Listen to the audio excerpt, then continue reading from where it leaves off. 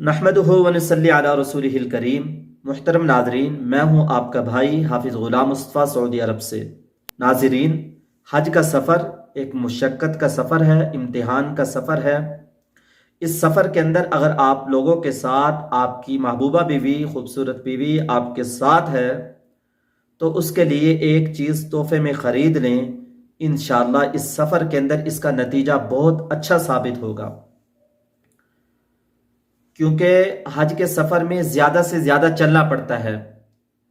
Hotel से मस्जिद हराम में आना और इसी तरह 7 चक्कर लगाना, सफ़ा मरवा के 7 चक्कर लगाना, और इस तरह मिना में जाना, मुज़दलिफ़ा में जाना, अरफात में जाना। बाज़ दफ़ा रास्ते बंद होते हैं जिसकी वजह से इंसान को ज़्यादा से ज़्यादा चलना पड़ जाता है। 15-20 किलोमीटर सफ़र बन जाता है।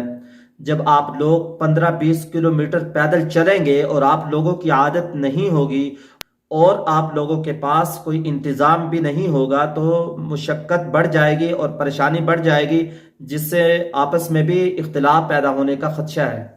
लिहाजा आप अपने लिए भी और बीवी के लिए भी एक अच्छी कंपनी का सर्विस बाटा बोरजान लोकल कंपनी के पास ना जाएं, लोकल चीज़ ना खरीदें।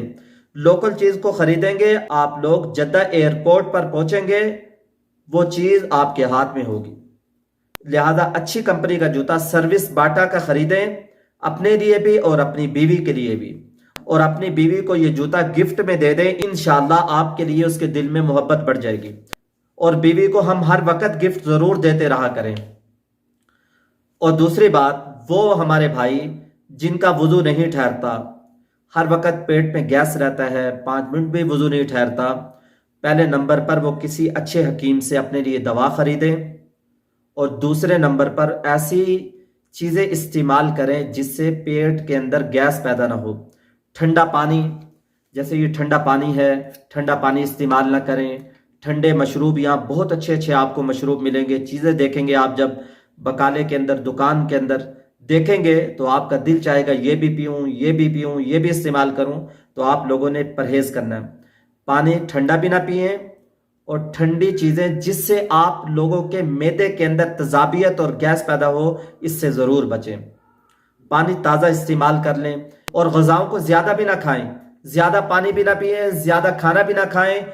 खाने को थोड़ा थोड़ा कर कर खाएं। अगर आप लोगों को मैदे का प्रॉब्लम है तो आप खाना थोड़ा थोड़ा खा लें, इंशाल्लाह ये मसला हल हो जाएगा।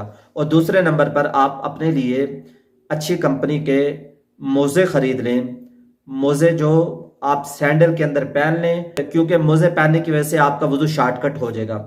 सिर्फ आप चेहरा धोएंगे, हाथ धोएंगे, पूरे हाथ धो लेंगे और सर का मसा कर लेंगे, तो उसके बाद पाँव पे सिर्फ आप लोग मसा कर लेंगे तो आपका वज़ू शॉर्टकट हो जाएगा।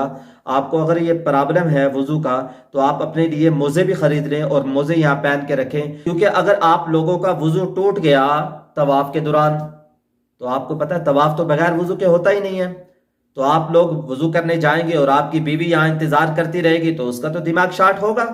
लिहाजा ऐसी ग़ज़ा खाने से भी बचें जिससे वज़ू आपका टूटे, और ऐसी चीज़ों से परहेज़ करें जिनसे गैस पैदा हो, और ऐसी दवा, और किसी अच्छे हकीम से भी राब्ता करें, ऐसी दवा इस्तेमाल करें जिससे मैदे में गैस पैदा ना हो और आपका वज़ू ज़्यादा से ज़्यादा रहेगा, तो आप कुरान की तिलावत कर सकेंगे, जिक्र कर सकेंगे। मुहतरम नाज़रीन, अगर आप लोगों को हमारी वीडियो अच्छी लगी है तो चैनल को लाइक और सब्सक्राइब ज़रूर कर दें, और बेल आइकन को ज़रूर दबा दें ताकि हर नई आने वाली वीडियो आप लोगों को वक्त पर मौसूल होती रहे। अस्सलामु अलैकुम व रहमतुल्लाहि व बरकातुहू।